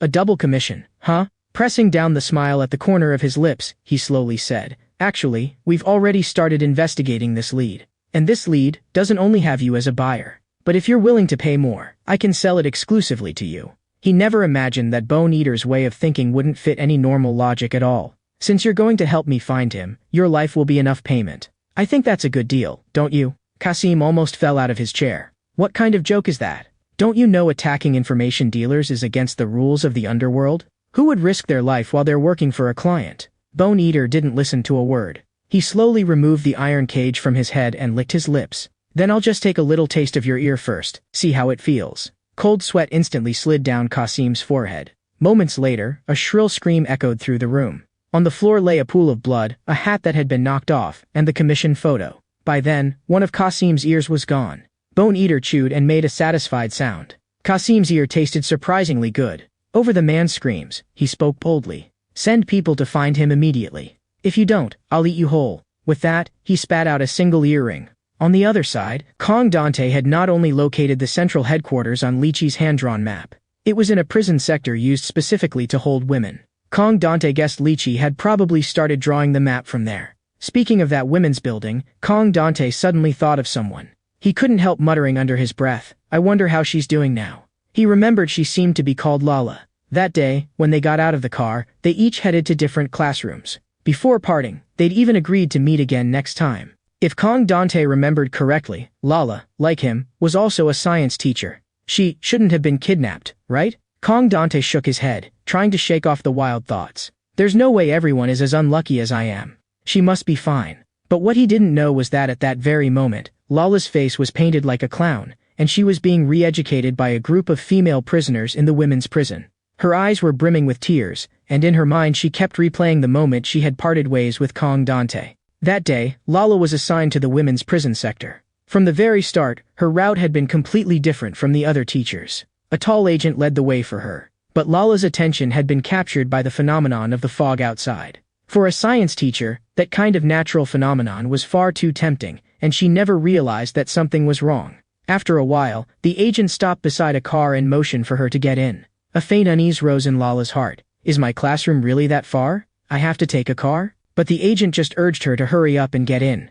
After a moment's hesitation, she still climbed aboard. At the time, she had no idea she was walking step by step into an abyss. Once the car started moving, the agent casually asked, "You're a science teacher?" When she confirmed it, the agent slowly pulled off her mask. Lala froze, and realized instantly she was done for. The woman in front of her was smiling in a grotesquely twisted way. Her features were so warped they were almost terrifying. She tossed aside her hat, and long hair of gold interwoven with crimson tumbled down. A distorted smile spread across her face. Little fledgling bird, let's fly to the end of the world together. Lala's mind nearly snapped on the spot. This is like a nightmare? Unfortunately, reality was reality. It wouldn't change in the slightest for her fear. And so, Lala was kidnapped to this infamous women's prison. Back to the present. Lala was being ordered by a group of female prisoners to bend over a table and do various poses. No matter what they said, she had no choice but to obey. Her face was the picture of collapse. In this extreme, dangerous area, she hadn't even seen a trace of any other teacher. Thinking of that, her legs gave out, and she sank into a squat on the floor. Most likely, both the Operations Bureau and her family had already lost all trace of her. In the eyes of the prisoner behind her, this only earned contempt. You can't even handle standing for a bit? A black-haired woman suddenly yanked her hair. Crying again, you idiot? Want another beating? She shoved Lala to the ground and shouted, you've ruined the smell of the fog. Maybe I should punish you. Her fury toward Lala came from one thing. In her mind, Lala had stolen her place in the boss's favor. She ground out, do you have any talent at all for researching fog? Every day I see you hiding in corners, crying. Just admit you can't produce fog. As long as you admit it, I can go back to the boss's side. Terrified, Lala shook like a leaf, but she knew she could not give in now. Admitting she couldn't make fog would be a death sentence. She bit down on her lips and stayed silent. Seeing that, the black-haired woman grabbed her clothes, and a knife appeared in her hand. I never believed you could make fog, not from the start. How did trash like you ever earn the boss's trust? Looking closely, her eyes were milky white, she was blind. Maybe because of that, she harbored a special hatred for pretty faces. She planned to slash Lala's face and make her pay. Lala stared at the knife, her eyes full of terror. I probably won't escape this time. Just then, a large hand clamped down on the woman's head, and a sharp voice snapped, stop. Don't let me ever see something like this again. Everyone jolted. The boss had arrived. A faint sense of relief rose in Lala's heart as well. At least, for now, she was still alive. The boss everyone mentioned was also a woman. But looking at those bulging muscles and that massive frame, she seemed less like a woman and more like a man wearing a woman's skin. The boss patted her underling's head. Don't you think this joke's going a bit too far? Are you treating me like air? She walked up to Lala, and her voice suddenly turned gentle. My dear little bird, what happened? Tell me, and I'll stand up for you.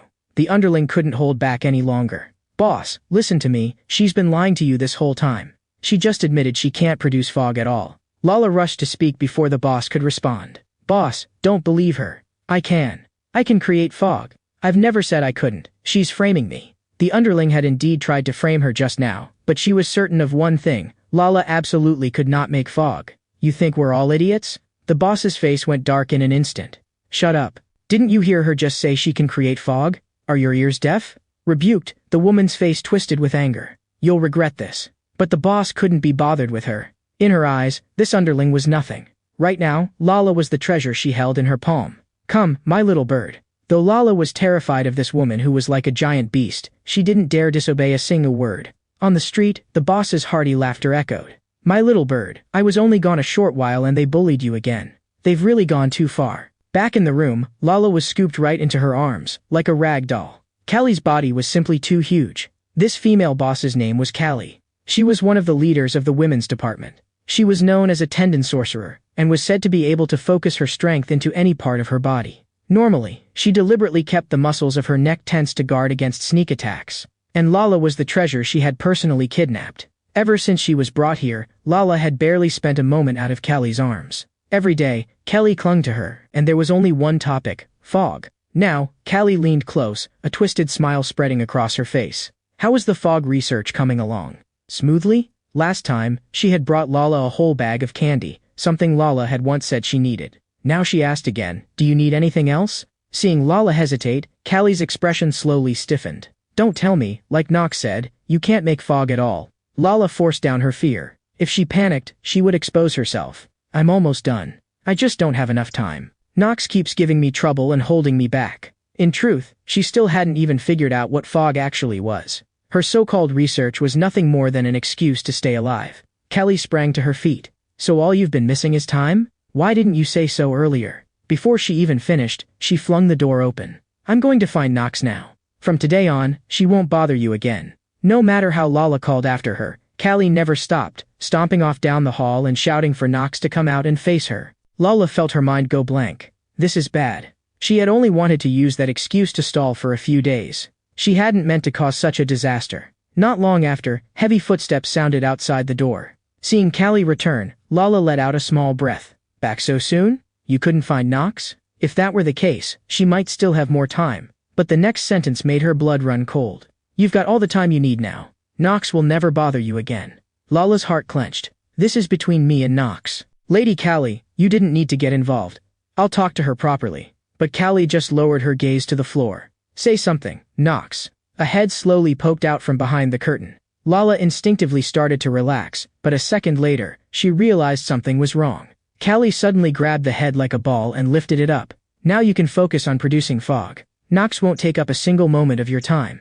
Lala went rigid. Everyone here is insane. I'm the only normal person. Practically shaking with excitement, Callie burst into crazed laughter. As long as my dear little bird has time, she'll be able to create an endless supply of fog. Wonderful, fog is finally going into mass production. In that moment, Lala completely broke down. She knew that now Nox was dead, her own death wouldn't be far behind. Elsewhere, Kong Dante and 182 were imitating the prisoner's gait as they slowly moved toward Zone Zero's command center. But Kong Dante's exaggerated movements left 182 completely baffled. Kong Dante explained, there's a thing. If you want to hide a tree, hide it in a forest. I'm wearing a white hood and copying how they walk. 182, don't you think I look just like a prisoner now? Without a word, 182 kicked him. Can't you stop breathing so loud? You're annoying. And you walk way too slow, nothing like a normal prisoner. Then he started sulking.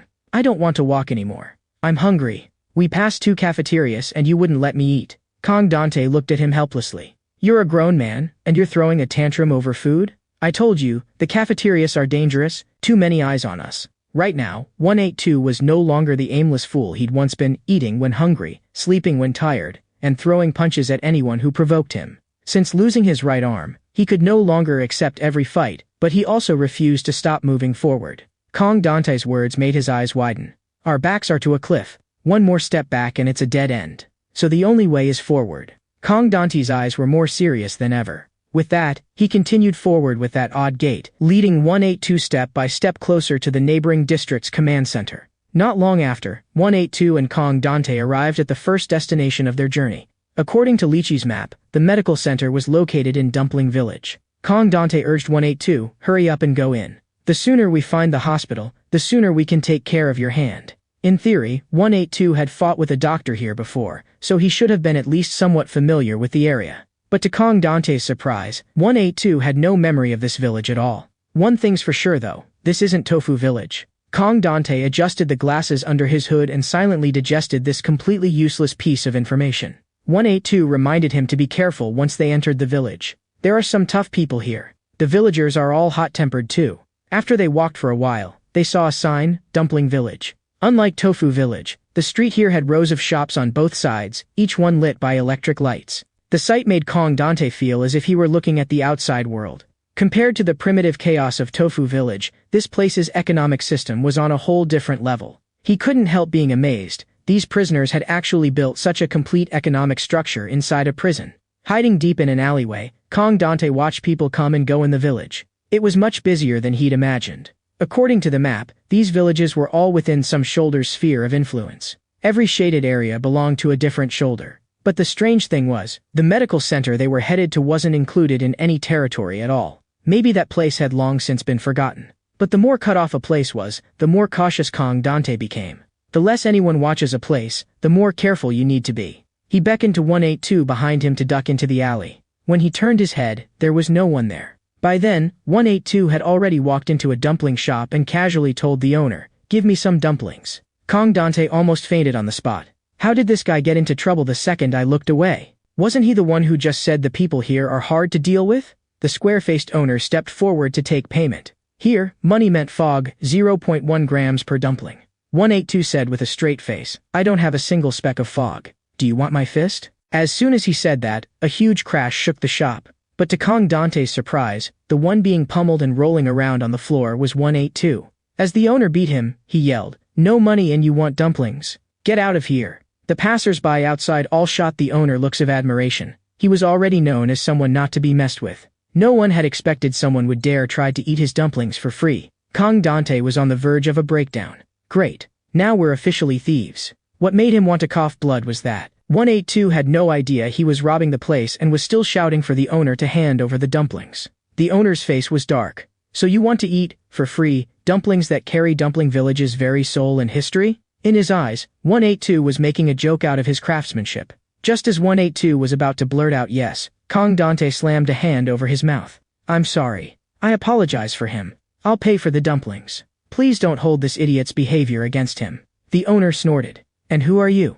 Another thief?" Kong Dante hastily explained, "I'm not a thief. He's my younger brother and he's not right in the head. Please don't take him seriously." The owner wouldn't listen.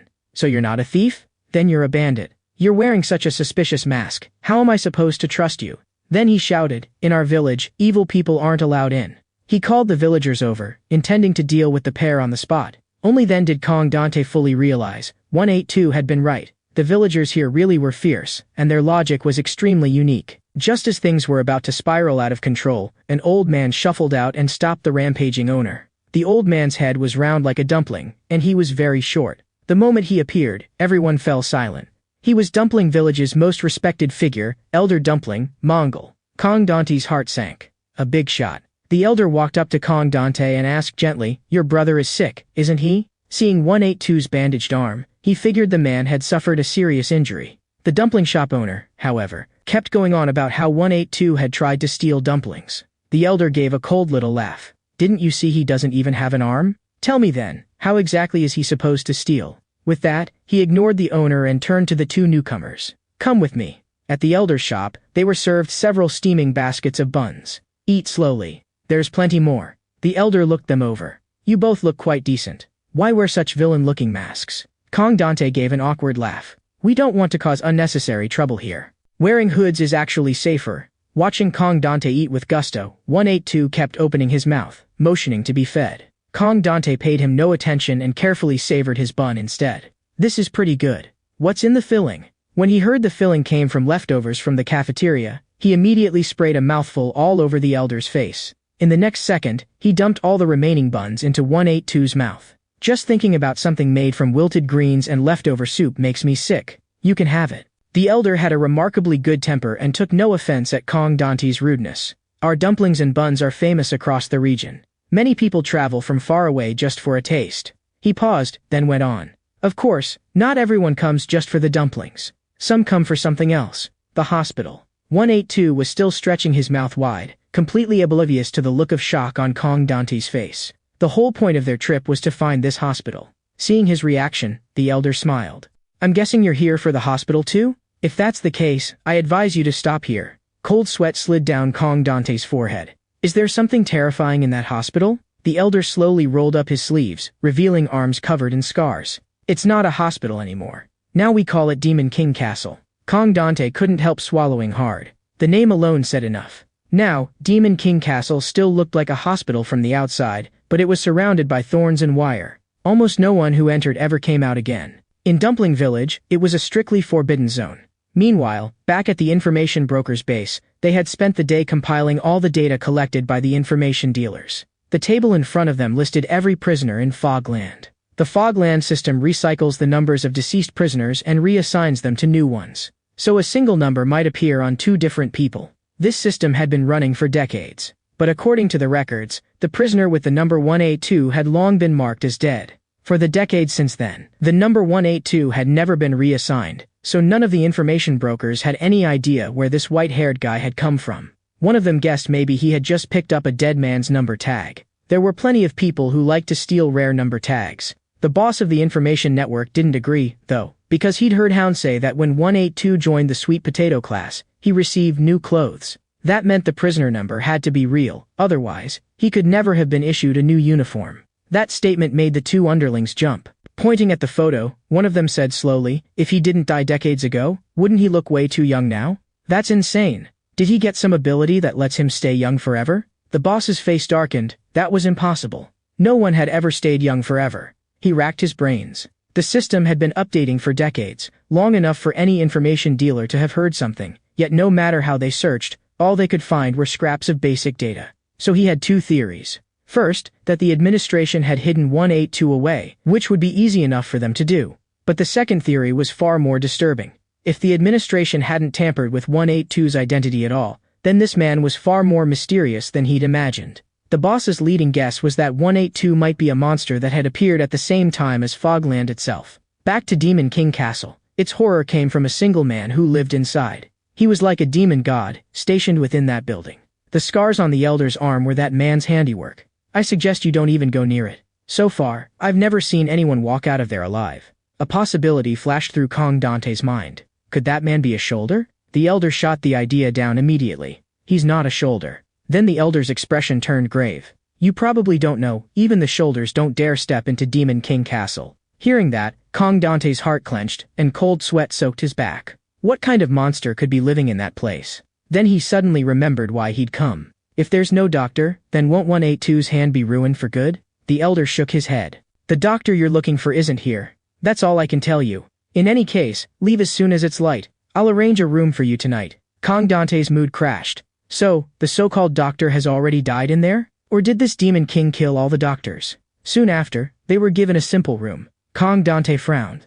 I really don't know what to do now. The hospital's become Demon King Castle. We can't get in at all. And from the sound of it, there's no doctor inside. He lifted his head to look at 182. When exactly did you see a doctor there? 182 thought for a bit. Before, Kong Dante felt a fresh stab of pain in his temples. Be specific. When? What was the hospital like back then?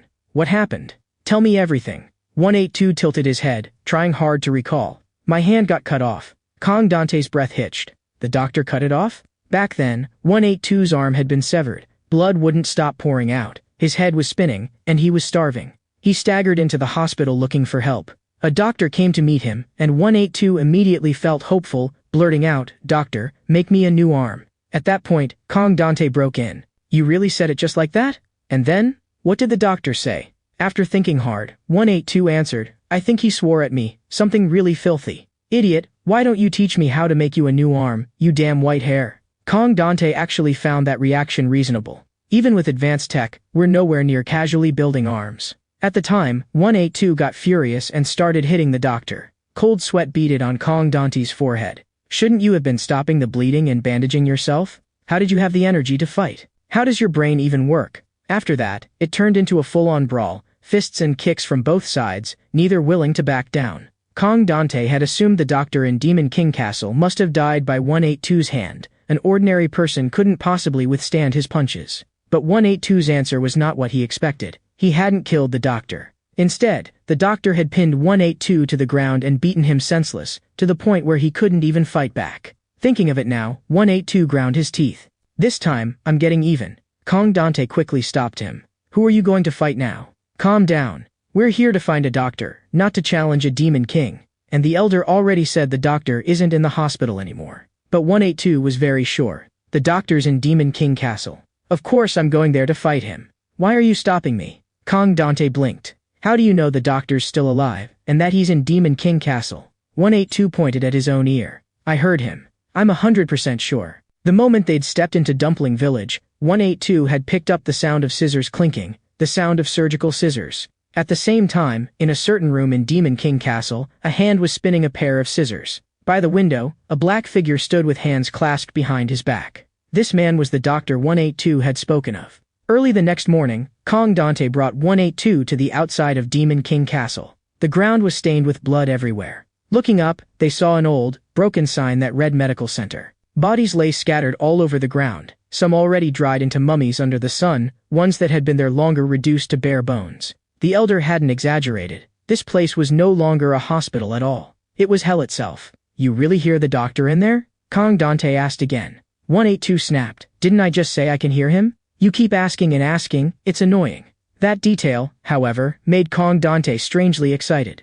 182's hearing is far beyond normal. He had only truly realized it last night. At the time, he hadn't understood why 182 could hear sounds no one else could. 182 couldn't explain it either. I just hear it. Can you explain why you can see things? In his mind, hearing sounds was simply natural. Pushed by Kong Dante's repeated questions, 182 got so irritated he finally just threw out an I don't know. Only then did Kong Dante realize, could it be that after eating so much fog, 182 awakened some sort of hearing ability? 182 himself was utterly confused. I've never had any kind of talent. Kong Dante rejected that. No way. You ate that much fog, and now you can hear what no one else can. Isn't that an auditory talent? No wonder he always complained that Kong Dante was noisy. It was because his hearing was too sharp. To confirm it, Kong Dante deliberately covered his mouth and whispered a curse, using almost nothing but breath. The sound was so faint even he could barely hear it. But 182 instantly snapped his head around and glared at him. Goosebumps rose all over Kong Dante. He can't be messing with me, right? He was about to say more when 182 lightly kicked him in the chest. If I hadn't held back, you'd be dead already. That was exactly why Kong Dante now stood before Demon King Castle, eyes full of both shock and delight. This was undeniably a kind of ability that only appeared in Fogland. Staring at the creepy building, Kong Dante couldn't even tell whether to call it a hospital or Demon King Castle. They soon reached the main entrance. Just as 182 was about to swagger straight in, Kong Dante yanked him over to the wall. You idiot, don't just rush in. Come here first, let's go over the plan. The two of them hid by the doorway and peered inside with half their heads. From the outside, the door indeed looked like the main entrance. Since 182 could hear any sound from within, Kong Dante had set up a reconnaissance plan for him, something they had rehearsed the night before. To keep him from forgetting, Kong Dante had him repeat it. Knock first, then hide immediately. If the one who comes out isn't the doctor, grab the teacher and run. 182 recited it crisply, which made Kong Dante unexpectedly pleased. His IQ really does seem to have gone up. They even gave the operation a loud name, the Knock Observe Retreat Plan. The reason Kong Dante had 182 alone on the front line was that he believed 182 not only had super hearing, but was also incredibly fast, no slower than Rambutan. Does he have two abilities? Kong Dante hid behind the wall, focused on the entrance ahead. 182 would probe, while he gathered intel from a position of zero risk. Soon, 182 walked up to the door and tapped it lightly with his foot a few times. Then he shot back like a gust of wind to hide beside Kong Dante. They leaned out together to watch. The doorway remained completely still. No sound, 182 said. Kong Dante, puzzled, told him to try again, this time with more force. So 182 went to the door again and kicked the panel hard a few times, then flashed back to hide behind Kong Dante. But the inside was still dead silent, not even a hint of movement. Could the whole building be empty? Then where did the doctor's voice you heard come from? As Kong Dante was wondering, 182 suddenly charged in. Get back here. Don't be so reckless. But this time was different. The moment 182's foot touched the door, the entire door flew off its hinges. With a boom, the whole building shook. Inwardly, Kong Dante cursed like crazy. He's way too impulsive. This is Demon King Castle. By the time he looked up again, 182 was gone from the entrance. Clearly, that figure had already rushed inside to challenge the doctor. Kong Dante could only call out quietly, 182, you can hear me, right? Come out, quick. I'm kind of scared out here alone. No sooner had he spoken than 182 did appear, but only because someone had kicked him flying out from inside. He tumbled several times across the ground before finally coming to a stop. The sheer force of that single blow was enough to shock Kong Dante. This doctor's combat strength is at least on par with 182's. He looked up toward the door. A blurred figure was slowly stepping out of the shadows. Is that the Demon King himself? 1 step, 2 steps. On his feet, clean white shoes. On his legs, dark blue pants. In his hand, a pair of scissors kept spinning. Kong Dante froze completely. Not at all what I imagined. A low voice drifted over. You damn white hair. Was last time's lesson not enough? You dare come back for another beating? The man before them was the very doctor 182 had spoken of.